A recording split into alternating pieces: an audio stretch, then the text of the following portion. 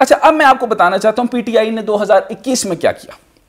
Surplus देख लीजिए, मैं आपको बता रहा हूं कि जी करंट अकाउंट डेफिसिट के अंदर जो करंट अकाउंट था वो सरप्लस में गया, 959 मिलियन के ऊपर आप सरप्लस पे पहुंचे और इतना बड़ा सरप्लस आप कभी नहीं गए। अगर आप थोड़ा सा डिक्लाइन दोबारा जाएंगे तो इंटरनेशनल हालात भी तो देखें, टेक्सटाइल इंडस्ट्री बूम पर गई, ऑटोमोबाइल इंडस्ट्री बूम पर गई। मुझे ये बताएं, अच्छा एक बात को अभी रोकेंगे, एडमिनिस्ट्रेटिव मामला को बाद में रोकेंगे, मैं रीसेंट बात बता रहा हूं। एक आदमी ने 6 गाड़ियां ली हैं, 3 होंडा सिटी लिए वो मैनुअल और 3 उसने ऑटो लिए और 2-2 लाख ओन पर बेच दी।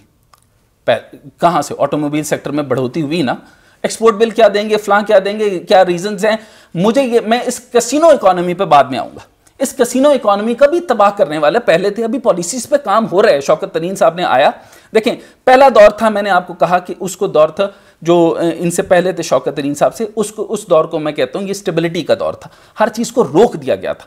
उसके बाद अब का दौर जो होगा वो ग्रोथ का दौर होगा। ज़राअत के ऊपर बहुत ज्यादा फोकस किया, 2.9 के ऊपर ज़राअत आ गई है, 2.9। अच्छा मैं आगे बढ़ाने लगा हूं। अच्छा फिर इसके बाद आपने लार्ज स्केल मैन्युफैक्चरिंग बढ़ गई, उसके अंदर आप देखें कि फार्मास्यूटिकल के अंदर आपका केमिकल्स इधर बनना शुरू हो गए। हमने मुख्तलिफ किस्म की इजादात के अंदर भी आप देखें, जब कोविड आया तो ऑक्सीजन से पहले तो आज तक कभी सोचा ही नहीं गया था, हमने सैनिटाइजर से लेके हर चीज़ इधर बनाना शुरू कर दी। ये भी कहाँ से आया? ग्रोथ आया। अच्छा लोगों ने यहाँ पे बैठे क्योंकि गुर्बत अफलास का डर था, और इसको मैं ये कहूँगा कि प्राइम मिनिस्टर ने काम ये किया कि अवेयरनेस कैंपेन इतनी ज़्यादा हार्ड कर दी और उसके बाद जो मईशत के ऊपर भी फोकस किया और साथ साथ दिलाया कि भूख से मर ना जाए, भूख से ना मर ना जाए। मुझे ये बताएं कि इस टाइम पे भी अल्लाह के करम और फजल के साथ हम ज़राअत में सबसे ज़्यादा बेहतरी कर रहे हैं। और अब एग्रीकल्चर मैकेनाइजेशन, मजीद बातें मैं इसलिए नहीं कर रहा क्योंकि और बेहतरियाँ बहुत सारी होनी चाहिए, लेकिन जितनी पहले नहीं थी।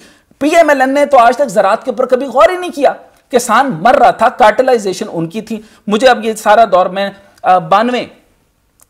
82 बिलियन डॉलर का इतना बड़ा स्कैम चीनी का, रियायत कौन मांग रहा है? सारे के सारे बुनियादी तौर पे, नजरियाती तौर पे मुस्लिम लीग नून के। आप कट के कोई काफ हो जाए, कोई कुछ हो जाए तो मैं उसको कुछ नहीं कह सकता, लेकिन ये शुगर मिल तो मिले ही उन्हीं की हैं जो कि एक दूसरे से मिल मिलकर मिलें बनाते रहे।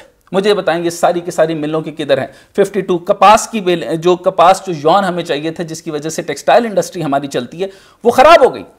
अच्छा उसकी वजह से हमारी टेक्सटाइल के अंदर इस दफा जब सब्सिडी दी तो सबसे बड़ी शरह नमू उसके अंदर 66.7% की शरह नमू देखी गई। अच्छा हमें यौन चाहिए थी, फैसलाबाद के इर्द गिर्द भी हमें यौन अवेलेबल नहीं हुई। अच्छा आप अपना डोमेस्टिकली यौन प्रोड्यूस ही नहीं कर रहे। पिछले दौर में क्यों नहीं की? इस दौर में आप करना शुरू किए, लेकिन 30 मिलियन की वो मंगवाई, 70 मिलियन की आप मंगवाई, और अभी तकरीबन 100+ बिलियन की आप जो है दोबारा से कॉटन मंगवाने जा रहे हैं। अगर हमारे पास होती तो हम ना मंगवाते, हमारी कॉस्ट लोअर प्रोडक्शन में और चली जाती। अच्छा एक्सटर्नल डेट जो थे, लोएस्ट एक्यूमुलेशन इन 6 ईयर्स, ये PTI ने किए। SPP reserves highest since 2016।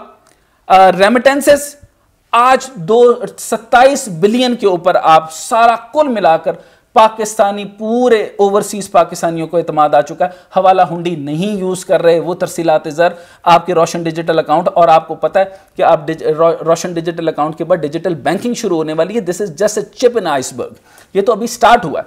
अच्छा मैं उससे आगे चलता हूं कि इंडस्ट्रियल प्रोडक्शन जो है वो इतनी ज्यादा कभी भी नहीं हुई थी। देखिए मेरी बात सुने, जो वो इंडस्ट्रियलिस्ट जो थे, जिन लोगों ने अभी भी पैसा नीचे रखा है, एक फैक्टर बड़ा आया जिसमें, बल्कि अगर ये खोल दिया जाता तो ज्यादा अच्छा था। यानी शुरू के अंदर जब शब्बर जैदी साहब आए तो उन्होंने टैक्स नेट के अंदर लाने के लिए बहुत सारी की, क्योंकि उनकी बात भी दुरुस्त थी। देखिए तकरीबन 40,000 बिजनेस है, 1,000 भी रजिस्टर्ड नहीं है। क्यों नहीं है? मैं आपसे पूछ रहा हूँ। अच्छा कैसीनो का इकोनॉमी क्यों कहता हूँ? आपका पूरी दुनिया में से पैसा निकाल के सारा का सारा आप रियल स्टेट में डाल देते हैं।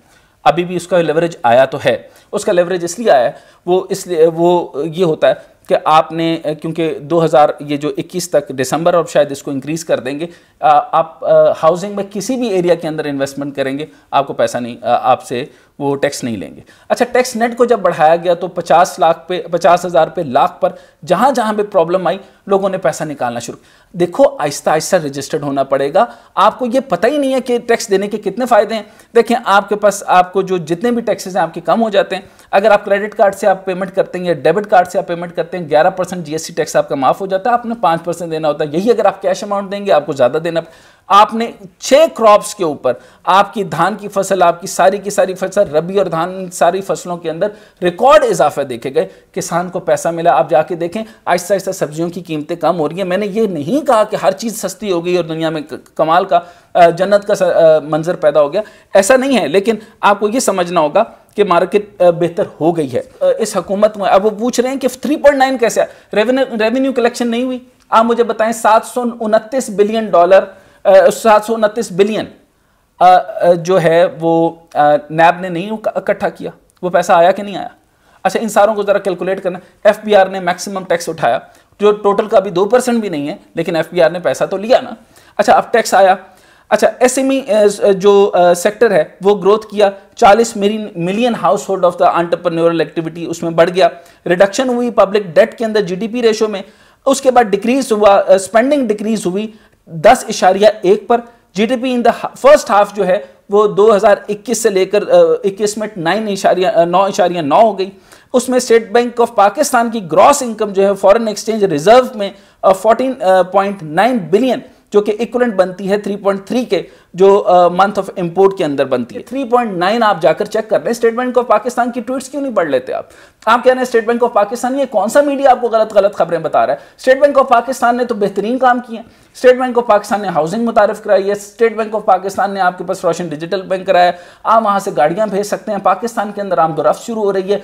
पहली दफा आप FATF की सिर्फ एक शिक रह गई है जिसके अंदर आप ग्रे लिस्ट से निकल आएंगे। ग्रे लिस्ट से आप निकल आएंगे। शौकत तरीन साहब ने कहा स्टेबिलिटी को उस वक्त की जरूरत थी, अब वो उनको वो देख रहे हैं कि जो इसका टेक्स्ट टू नेट होता है वो तकरीबन 3 से 13 से लेकर 14 इशारिया के ऊपर आपको करना है। यानी यूं कर लें कि उनके इंक्रीज जो है वो देख रहे हैं 2022 तक आपको 6 से 7% की इंक्रीज नजर आएगी। ये मैं आपको दिखा रहा हूं और बता रहा हूं अब तक की जो इनिशिएशन जो हुई। अब ये देखने, फिर बड़े सेक्टर को मैं देख लेता हूं। बड़े सेक्टर के अंदर देखें कि ऑटोमोबाइल सेक्टर के अंदर मैं एग्जैक्ट आपको नंबर बता रहा हूं, 35,000 यानी 36% का इंक्रीज हुआ, यानी इतनी सेल्स हुई। Export of the textile jump 30% पहली दफा हुआ जो मार्च में। The export value of this sector plus in 1.355 billion in March, और फिर इसके बाद 1.3039 पे वैल्यू एक्सपोर्ट करती है। और फिर जुलाई से मार्च के पीरियड के अंदर जो है वो बढ़कर जो है वो जो रेडीमेड गारमेंट्स में वो 22.9 का इजाफा दे रही है। रेडीमेड गारमेंट्स में, निटवेयर में 49.6% के ऊपर, बेडवेयर के अंदर 43.71% के ऊपर, टॉवल के अंदर 20.95 के ऊपर। पाकिस्तान आईटी एक्सपोर्ट में 58% इंक्रीज कर दिया। पूरी दुनिया के अंदर सबसे ज्यादा पेंडेमिक का फायदा दुनिया डिजिटाइजेशन के।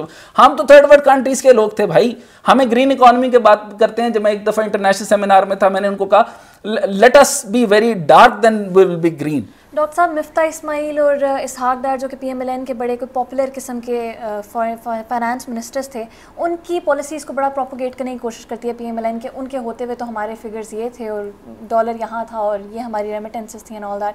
तो आप इसको क्या इसको किस तरह जस्टिफाई करेंगे? डू यू रियली थिंक कि वो इस तरह की फिगर्स थी कि जिनको आप आज जस्टिफाई कर सकते हैं, इनको देखते हुए जो PTI ने प्रोड्यूस किए हैं?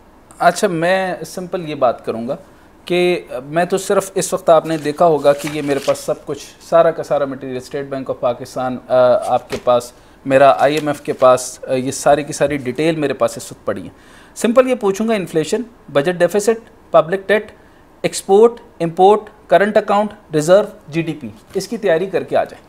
और आप मुझे सिर्फ इस चीज़ के ऊपर मैं इनको चैलेंज कर देता हूँ। और मिफ्ता इस्माइल साहब जो है जिनकी कोकोमो 4 आती थी, अभी 3 आती हैं, तो उसके ऊपर जो है वो प्रॉब्लम आना शुरू हो गया है। उनसे पूछें कि ये क्या मामला थे जो उनको फ़ायदा देते थे, बाकी का आम आवाम को नहीं देते थे। आपको चैलेंज कर देते हैं। इसहाक डार साहब का तो मैं चैलेंज इसलिए नहीं लेता, तो वो तो अकाउंटेंट है, इकोनॉमिस्ट है नहीं। अच्छा, इकोनॉमिस्ट इसलिए नहीं है कि वो तो सिरे से वो सिर्फ जो है वो पैसा कहीं से प्लच करके, कहीं से उठाकर, कहीं पर रख कर, और वो फिक्टिशियस और वो जो है वो जो फिक्टिशियस नंबर और वो मेकअप तरीके से और अजीब वो आर्टिफिशियल तरीकाकार इस्तेमाल करने के माहिर समझे जाते हैं। मिफ्ता इस्माइल साहब ने थोड़ी सी बेहतरी की थी, पढ़े लिखे आदमी हैं, मैं उनको भी यही चैलेंज करता हूँ। आके ज़रा सिर्फ एक ऐसे करते हैं, हम पॉजिटिव लेंस के साथ मैं और बैठ जाएंगे। मिफ्ता इस्माइल साहब अच्छे आदमी हैं, मेरे दोस्त भी रहे हैं, तो हम उनके साथ ज़रूर बात करेंगे, गप लगाएंगे। और सिर्फ मैं चैलेंज ये देना चाहता हूँ, आए कि इनको हम ज़रा साबित करते हैं कि ये 3.9 नहीं। डॉक्टर साहब ने तो चैलेंज कर दिया मिफ्ताह इस्माइल साहब को कि लाइव आकर इनके साथ बैठें और फिगर्स के ऊपर बात होगी और स्टैटिस्टिक्स को सामने रख के बात होगी। लेकिन यहाँ पर मैं कंक्लूजन देना चाहूँगी, मैंने जो सवाल बड़े जेनेरिक किए थे, मैंने बेसिकली ये पूछा था कि अभी जो फिगर्स आ रहे हैं mid when the whole world is actually grappling with their economies and their economic progress, हमने इतनी अचीव की है, और फिर उसके ऊपर ये ऑपोजिशन की बातें करना कि जी हमारे टाइम में जो है इससे ज़्यादा थी, लेकिन वो असलियत नहीं दिखाते कि वो किस तरह ज़्यादा थी और हमारा डेफिसिट कितना था। तो ये तो बात सामने आ गई, डॉक्टर साहब ने तो बिल्कुल क्लियर कर दिया कि इसमें कितनी सदाकत थी। यहाँ पर मैं एंड करना चाहूँगी। Thank you so much for your time doctor. Thank you very much. ठीक है, it was actually a pleasure having you. मैंने सवाल जितने जेनेरिक इसलिए किए थे ताकि लोगों को समझ आए, जो मेरी तरह का बंदा है जो एक्चुअली स्टूडेंट है उसको समझ आने की ज़रूरत है ताकि वो चीज़ों को अंडरस्टैंड कर सके। लेकिन वो आपका तरीका है, आपने फिगर्स के बावजूद इतना ईजिली समझा दिया, मुझे समझ आ गई, डेफिनेटली आप लोगों को भी समझ आई होगी। अगर आपको वीडियो पसंद आई है तो ज़रूर लाइक कीजिएगा। Have a good time.